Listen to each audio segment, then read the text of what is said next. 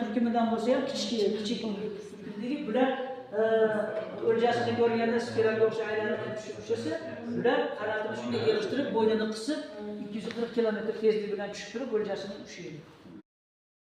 Territoriya berildi, viloyatlar soni yetarli bo'lmagan ekan. Shunda O'sh viloyati juda katta. Buni bo'lish kerak edi. Bitta Jonobod, O'sh, oxiri Batken yaqinda hech qancha bo'lmagan.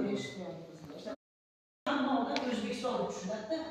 Vodiy deganda O'zbekistonda, hatto Tojikistondan bor, Qirg'izistondan bor, O'zbekistondan bor.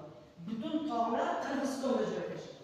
Tog'lar O'zbekistonda joylashgan. Tog'lar